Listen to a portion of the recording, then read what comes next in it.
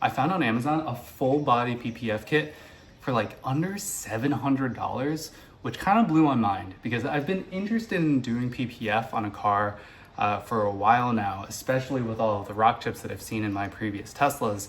And the paint's a bit soft, so it does scratch a bit easy. And most of the DIY kits are like in the mid 1 to 2,000 range. And then of course, if you give it to someone to do, the cheapest I've seen for that is like $4,000. So DIY is typically over $1,500. Having someone else do it is $4,000. It just hasn't been worth it. But then when I found this kit, I was like, if I can do this for $700 and do it in a weekend, let's give it a try. So I have no idea the quality of this kit. It took about a week and a half to get here in the mail.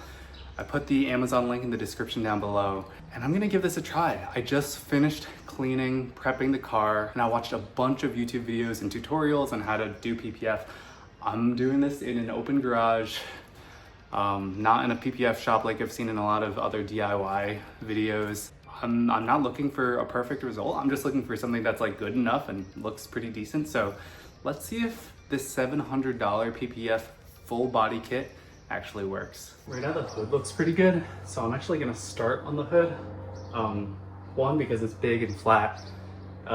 Two, because if I drive, it's probably one of the most important things to protect other than the bumper, which I'll do next. And so hopefully the hood will give me some practice, and then I can apply some of those skills to the bumper. And I don't know how long this is gonna take me. So if, I only get through half the car today, I'd rather have the front done than the rear. We've got these tubes here. They weren't labeled in English, so I used a translator app and kind of did my best. I think this is the tube that I'm looking for, so I'm gonna start laying things out. Oh, also, yeah, I'm trying to do this by myself. We'll see how it goes. There's a little bottle it comes with. I guess I didn't need to prep my own beforehand, but I'm glad I did. Start by wetting some of the underside of the PPF with some slip solution. Gosh, I'm nervous. It's like a big project. Having a table and like a garage and a clean space would be super helpful, but I don't have that space. I've got my slip and tack solutions. And so I'm gonna start by spraying the slip. If you've never done this before like me, you're probably gonna struggle a lot. Just being honest, this is a very difficult thing to do very well. I actually really understand now why it's so expensive when you do it from a shop, from a professional. But the way that I'm doing it and the reason I'm doing it is not necessarily because I want it to be perfect, but I'm just interested in seeing if I can do this and for a relatively cheap price. I'll say I have a sense of relief, just the fact that I transferred this huge sheet from the kitchen into here. That was surprisingly difficult. I see all the people on the videos put this in their mouth. All the comments are gonna be like, wow, you're doing a terrible job. You look like you've never done this before. And it's true, I've never done this before.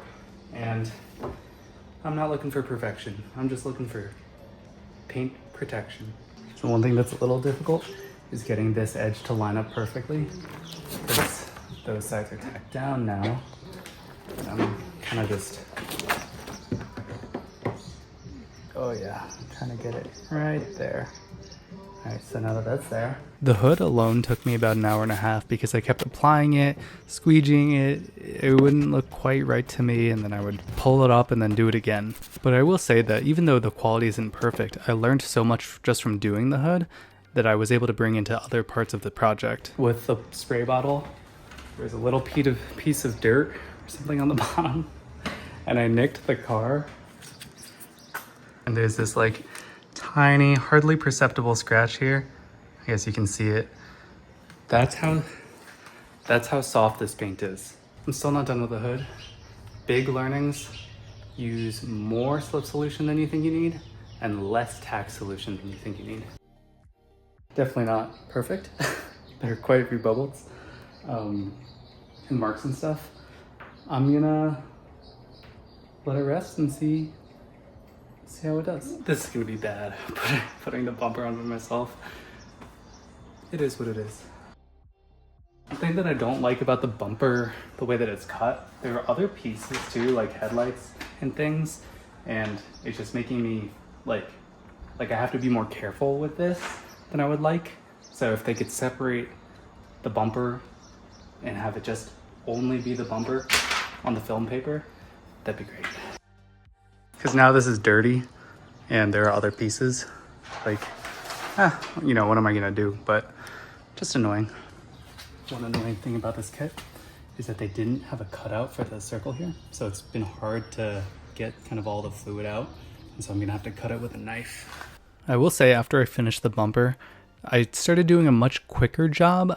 I don't know if I was doing a better job, but it was a lot quicker. I was getting through different panels in not too much time, and I ended up being able to finish basically the rest of the car in the same day.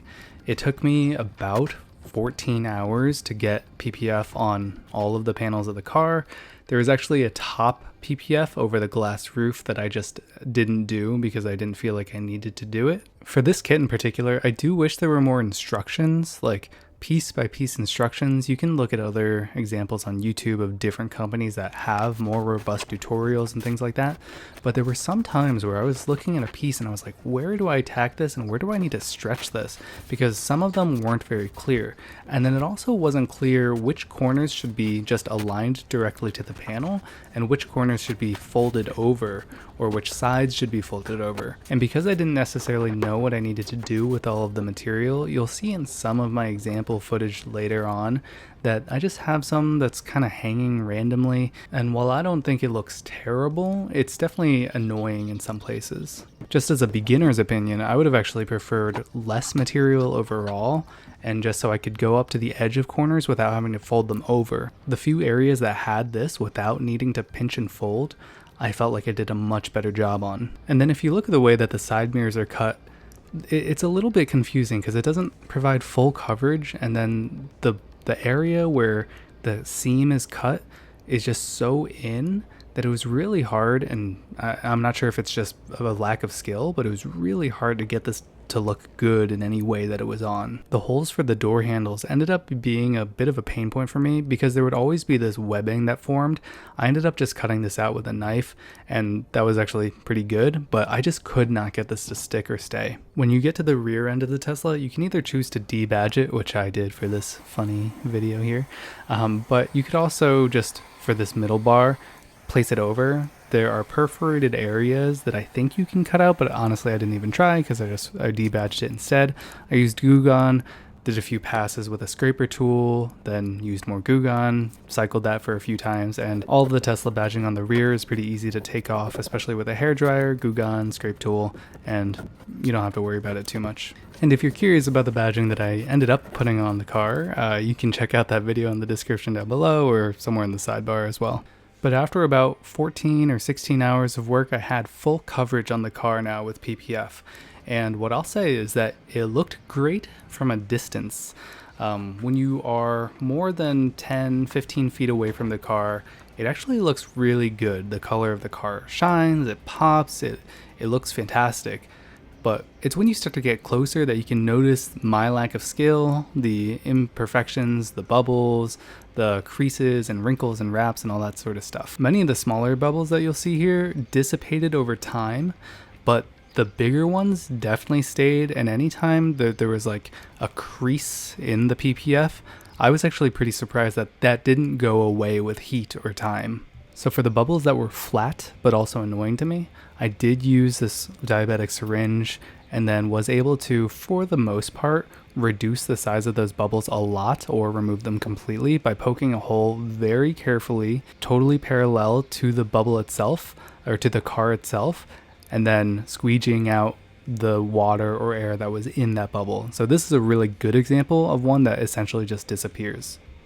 I went ahead and did this process for most of the bigger bubbles and especially like high visibility bubbles toward the front of the car. And I also just had more bubbles in the front of the car too, because that's what I did first and was not as good at doing or applying the PPF at this point when I was doing it. But after a few weeks of this and just kind of getting more used to some of the creases and wrinkles, especially like the majority of time that I'm looking at the outside of the car, I'm not super up close to it. It looks quite good. Like there are a few tiny bubbles and there are actually some more noticeable bumbles, especially on the hood and underneath the lip of the trunk, that I've gotten used to for the most part. But the benefit for that trade-off is just that this is fully wrapped in PPF, and it was less than $700, which is pretty incredible. And I think most people may notice that there's like a little bit of stuff on the car, but realistically, if you're not cleaning your car every day or all the time, your car's always going to look a little bit dirty anyway, and so the PPF becomes less noticeable with regular use of the car and just when it's in regular living conditions and shape. So despite all the bubbles and creases, I'm still really happy that I did this. One, it wasn't that expensive, and two, even if it doesn't look perfect, it's really fully protected with PPF, and I still think it looks pretty good. One of my biggest complaints too about this kit is just that it's really difficult to handle. And like, look how big this piece of film is. This was so difficult just to do as a single person working on this, and it would have been way better if this was cut up more. Also, depending on where you live, you might just get a lot of rock chips, especially on your windshield and the front of your car. I got this chip on the first day, in the first 10 minutes of me driving home with the car. Also, as I said, I'm not someone who typically babies their car or even cares that much about the paint, but I'm planning on having this car for a while, and one of the things that I also was curious about testing is, can this go through a standard brushed car wash? Like, people are always talking about only doing brushless car washes because otherwise you'll ruin your paint, but the reason that I'm putting PPF on is so I don't have to care about my paint anymore. So I was just curious how this would stand up to a typical brushed car wash. Overall, I'd say that it did pretty well, but there were a few areas actually where with a high pressure water that it got a little bit under the film. Now this dissipated just after a couple of days, but you could see that it did peel a little bit up and then the water eventually evaporates out. Overall, while the PPF kit wasn't the best quality or didn't have the best support, I still felt like it was a good value for the money, especially compared to essentially every other option that you have if you want to apply PPF on the car. I would say I'm fairly satisfied with the way it came out, especially over time, getting used to the bubbles and the wrinkles and all that sort of stuff. And I do feel like if I were to do this again, I would do a better job, and because the kit's not too expensive, I've actually considered redoing the hood. But all of that aside, the car is fully protected, it looks great after it's washed, and it looks pretty decent when it's dirty too, because then I can see fewer bubbles and all of that sort of stuff. Let me know if you liked this video, if you thought it was helpful, and if you're going to PPF your own car. It's quite a big task, and I definitely see why people charge a lot of money to do it.